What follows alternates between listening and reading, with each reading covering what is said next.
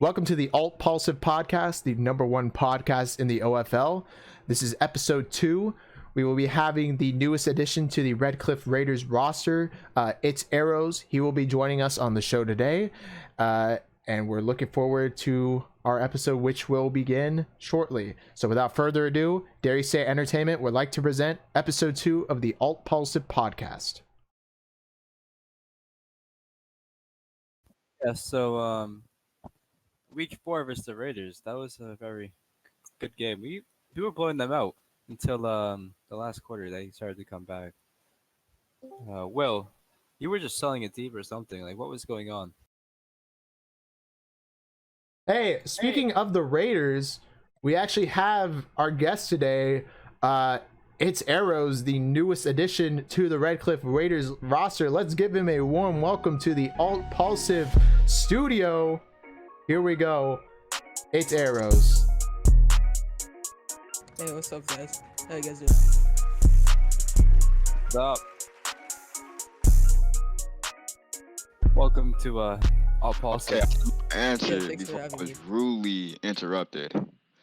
Basically, Zyaral, he's a horrible deep. That's why we lost. I mean, that's why they came back. What are you talking about?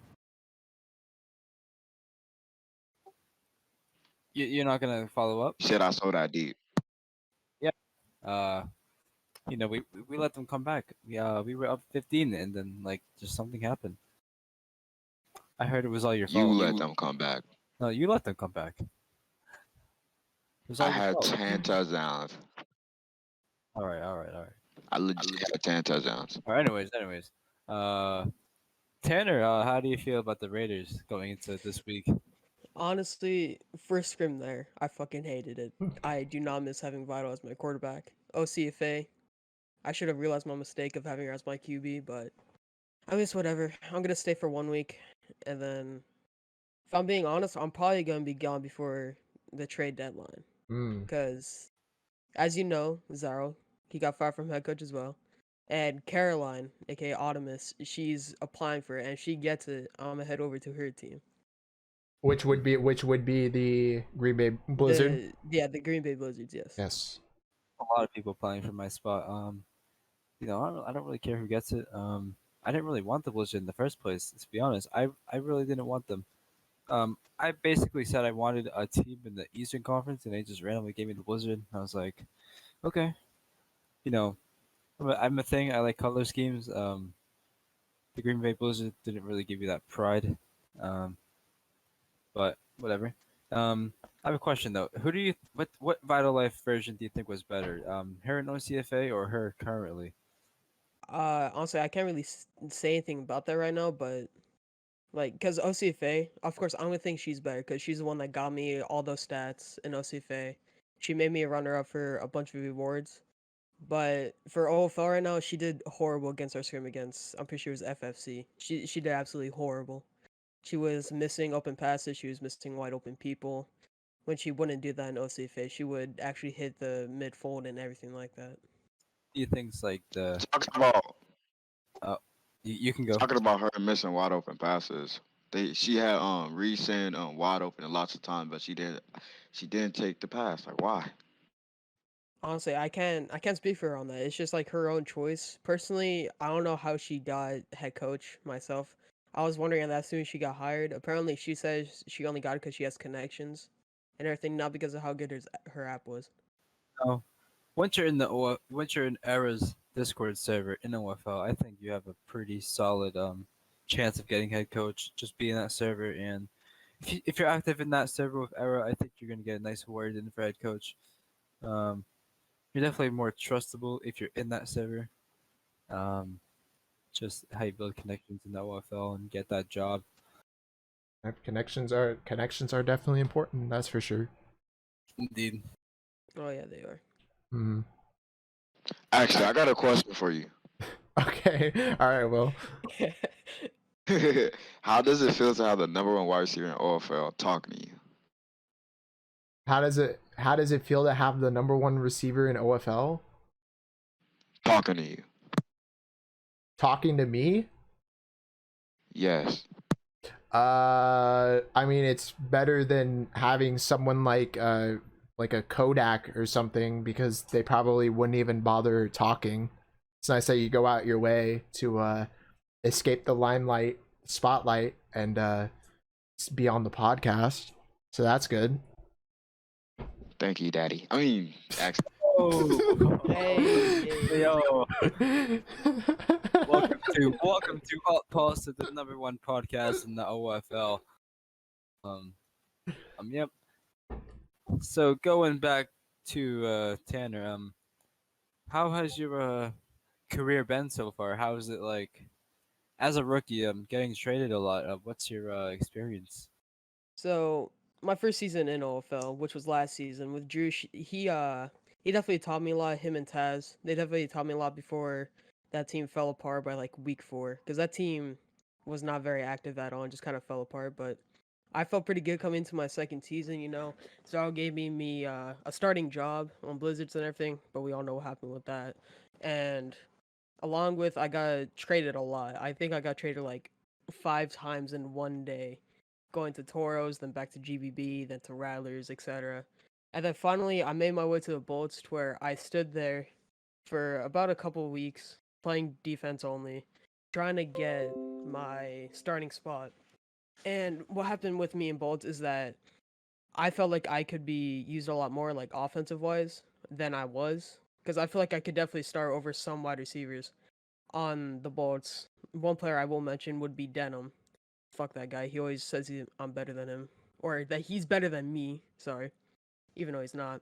And then I ended up leaving, and then about an hour later, I went to Redcliff, which is where I am now. So far, I would say it's been an up and down experience in OFL. Definitely to say that. I think compared to what the Fuck. Little premature laughing there, for sure. compared to it's been very different for rookies this season and say back in season 24. Back in like season 24 when I was a rookie, you would just join the team and you'd be depth and you would just develop on that team. But now in this day in OFL, you're not being developed anymore. You're just getting traded to whoever team you get to, and that team does not develop you. They just put you in scrims and they say, do your best. And if you do bad, you get traded to another team. Back in those days, the head coach would physically come and train you. But Yeah, I feel like that's what this league is lacking now. I feel like we need to go back to that, because I feel like it's starting to drive a lot of people away. people like me, I don't think we have the time to do that anymore, or like boost or motivation to do it because it's pretty boring and viewership's obviously going down for the league and it's just going downhill. Mm. Mm-hmm. Yeah, I mean, Especially OCFA. When I got checked, they were there was executive board members obviously coming out, calling with me. They were agreeing with me that the league is dead. It is like going downhill, and there's really nothing they can do about it. Yeah. Yeah, I mean, when I used to be a head coach in OCFA, and Someone is rating the podcast. Someone. we have a little bit of something going on here. But continuing on, I guess I'll go ahead while we're dealing with this situation. We've had a lot of I've had a lot of experiences with the OCFA, and just pretty much head coaching and even being a player at one point in my life. Yes, I was a OFL player, or I was an OCFA player at one point. I'm obviously not anymore, but at one point I was. But I would definitely say that earlier in the history of OCFA, there was a point where the head coaches were people that actually cared, and they would spend a lot of time in OCFA. I actually remember I was playing for a team. I was playing for a team in OFL, and because I spent so much time, so much dedication to coaching OCFA, it eventually got to the point where I had no time for OFL, and I was benched, and I had to pretty much make a decision. Would I quit OCFA and focus on OFL, or would I leave OCFA and focus on OFL? And eventually, the decision I made in the long run was to quit OFL, focus on OCFA. And do I regret that decision? Yes, I definitely do. But part of me doesn't, because I had the opportunity to work with a lot of players that definitely had potential to be great in OFL, and some of those players have went on and have done great things in the OFL. But once they kind of get that taste of wow, I'm really good and I don't need anyone to tell me what to do, then they kind of get a little arrogant. But I'm not, that's as far as I'm gonna go with that. But yeah, I've experienced a lot in OCFA, and there are some experiences where I definitely do not regret everything that has happened, and I cherish my experiences in OCFA. But it's a shame to see how it's just kind of went down and really drastically lost quality in terms of players as well as coaches in general. And I've seen a lot of people, they say it, it's because the coaches now are players that have never started in OFL. But honestly, I don't think that matters. If you know the game and you know what you're doing, if you know the game, if you know what you're doing, you should be able to coach in OCFA. Especially if you've been on a team and you've been around players a lot and you've kind of learned, you've kind of grabbed pieces of information from them. I definitely think you should be able to coach in OCFA. There's no doubt about that. I don't think it should be restricted to certain people or anything. You know what I mean? I think that OCFA head coach. What are you doing, Will? Take a damn seat. I think that OCFA is definitely going downhill with the head coach hirings. For example, Kiki at head coach, I just don't see the concepts and how that's gonna work out. Nothing against Kiki or anything, but he has never played in the old football league consistently, and I don't think he should get that job over people like, say, Best Be Smart. I would put Be Smart over Kiki because he at least has some experience, but I don't think Be Smart would actually do serious or take it serious. Tanner, would you be a person who would head coach in the OCFA? See, personally, in the past, I've assistant coached a lot of people. I've trained people in the past, but honestly, I feel like I wouldn't head coach, but I would definitely assistant coach. I just feel like I don't have the time nor the dedication to coach a college team to where you train people and at the same time try to win games consistently and everything like that. You know, I just don't feel like I have the time. I thought I had the desire to do it, but I applied, I got the job, and it was like a 3-week off season. It was really long for no reason at all, and you're just developing people and they're progressing, and when it comes game time, they just fluke. And it's really hard to see that weeks of development just go to waste in 1 week when the team just shuts down completely after a blowout loss. Yeah, to nervous players. Yeah, I Well, definitely feel that. so it's definitely like stressing for coaches in OCFA because you develop, and once it just goes all the waste, it's pretty hard to want to continue. But you just gotta go through it. Axter, oh, wait, we got a guest in the studio getting some water. Getting some water. Axter, would you ever reconsider going back to OCFA and coaching the new generation players? I would say if it really came down to it, and I didn't really see a future for myself in OFL. And you know, I didn't care about playing. I mean, I really just don't. You know, OFL, it comes to a point where it just gets boring, and that's why you see a lot of people, they leave the league and they don't want anything to do with the league anymore, with OFL, and they leave, and that leaves room for a lot of players.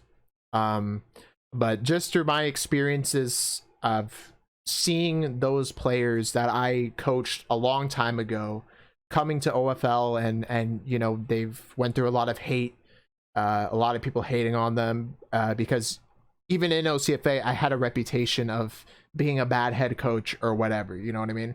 And so every player that goes through me, they automatically assume like, oh, this player went through Axter, so he's going to be automatically bad. But then they do good. But then they never attribute like, oh, hey, he was on Axter's team at one point or something like that. You know what I mean? So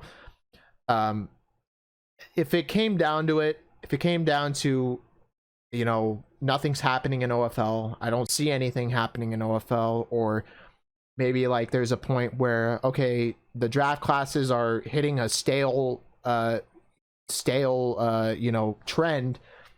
At that point, maybe I'll say, you know what, I should go back and I should help out, maybe bring some OFL players with me to really kind of get the ball going, and add some competition, you know, breed some elite OCFA players who will make a name for themselves in OFL, and maybe that will motivate the OCFA in general to say, hey, maybe we should find some people who really want to put the time and effort in. And so I think I would return to OCFA if it, you know, if it came down to it, if there was a position open or something like that. I would disagree there, because I wouldn't return, because it's really becoming inactive. The league's really becoming inactive in a way that like on the comments yesterday as I was playing, obviously, we had we had 5 minutes before the game, we had 4 players at the field. We had 4 players at the field, and we rated with 5.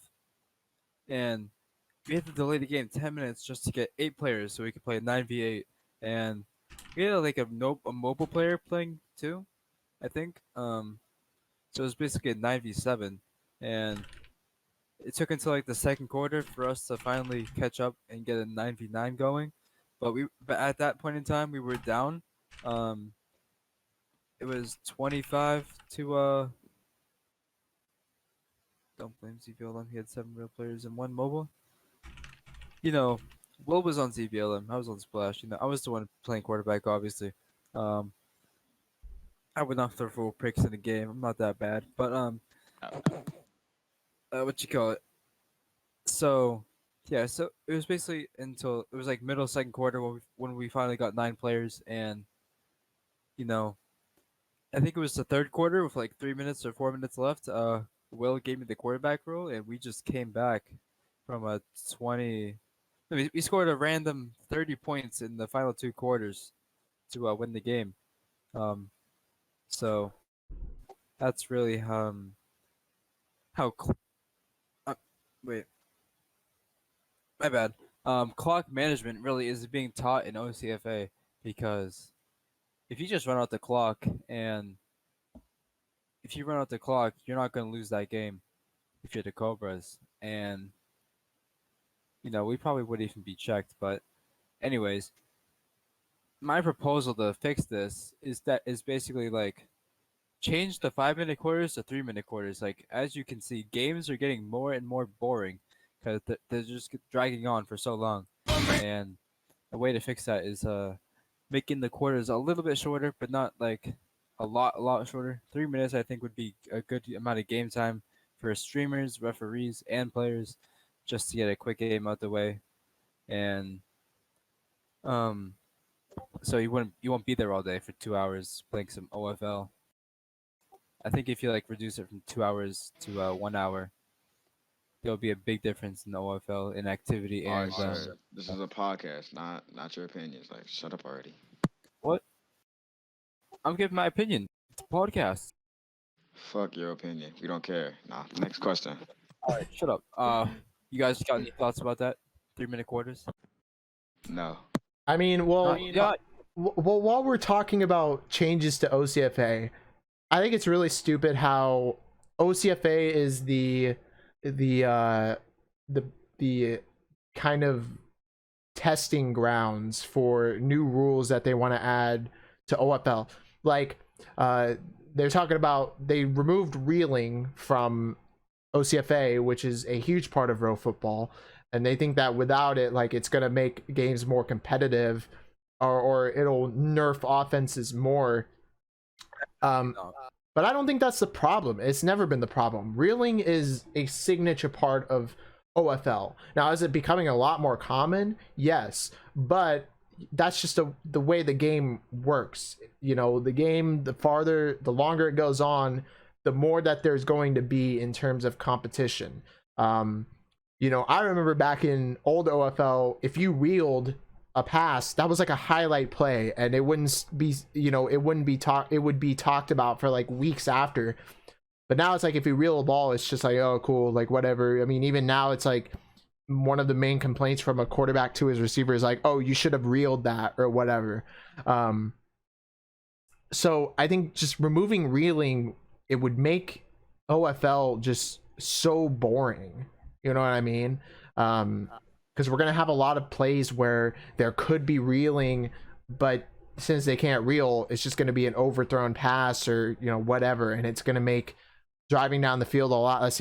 I would say it's gonna be a lot less competition. It's gonna It's gonna be be toxic because there's gonna be like debates whether certain passes were reels or not. Are they ineligible? Are they eligible? It's gonna be a long review process for certain plays yes. late in the game.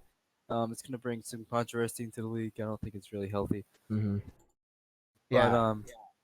I'm gonna add. There's been a lot of like talk in OFL about defense and like stopping offenses because offenses have been so like powerful and they score a lot and like there's people in the OFL executive board Discord such as Randy Moss who want to prevent high scoring games, and I think we can prevent that by either the quarter length and help develop clock management OCFA, or B, you can make the field a little bit smaller and Mm-hmm. hope defenses can make some plays. Because you know, in OFL, they changed the field size when I believe it was eight. It was either 8v8 or 9v9 was introduced, and you see a lot of people get open now, and it's like, you know, all it takes is like a tight end rollout, and someone will be open. I've heard a lot of people, they say, you know, they blame the defenses, like, oh, the defenses are just bad. That's on them for not being able to cover. But have you ever noticed how long it can take someone to drop to another receiver? It can take a long time, just because of how big the field is. You know what I mean? And what I've seen in a lot of defenses is players have to hover. They can never stick to one person. They have to hover on the field because the field is so big that multiple people can be stationed around the field at one time. So either way, this is why quarterbacks are getting like 700-yard games and all of these things, and it's a bad situation, and it makes the OFL a lot less competitive because we're getting all these 80-point, 70-point games, and it hurts competition. It hurts the watchability. I mean, we look at last season's Victory Bowl, and oh my gosh, it's like I've never seen a viewer count so low for a big game like that. I mean, season before we were getting over 1,000 viewers every stream in the Victory Bowl. So we go back to last season, we're having like 700 viewers, and a lot of people, they were saying, you know, oh, this Victory Bowl wasn't hyped up. You know, everyone hates the Ducks. But it's like, I just don't think people were watching because it's just not interesting anymore. You know what I mean? Like, a season is a huge difference, no matter what time frame you're talking about. And it's a shame because I've been seeing a lot less viewers tuning into OFL, and especially now with the whole scheduling rules changed, and now you can have a game at any time and it can even overlap with other games. It just makes it a lot more confusing, and it makes it a lot more kind of disinteresting in a total sense, because we're getting a lot less viewers distributed over each game. So I don't know, it's a weird situation, and I don't know, it's like I really would hate to see what the future of OFL is looking like if it continues down this path. I think that's enough to conclude episode 2 of the ALTPAULSIVE podcast. If you want to wrap it up there. All right, sounds good. Any final thoughts from Will or ALTPAULSIVE, anyone? Yeah, I got one more. I have Hold none. on. Go ahead, Tanner. I said I have none. I know what he's gonna do. Oh, Yeah, I know what he's gonna do. I turned him down. Now go ahead, Will.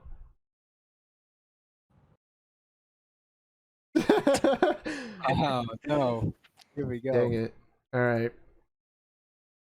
Thank you for watching today's episode of the ALTPAULSIVE podcast. If you enjoyed this episode, please be on the lookout for more episodes coming soon. And be sure to follow. We would really appreciate your support. And also donate to our Patreon in the link below. And also stay tuned to OFL Discord, where you'll find more news about the ALTPAULSIVE podcast, the #1 podcast in the OFL. Thank you for listening. Have a great rest of your day.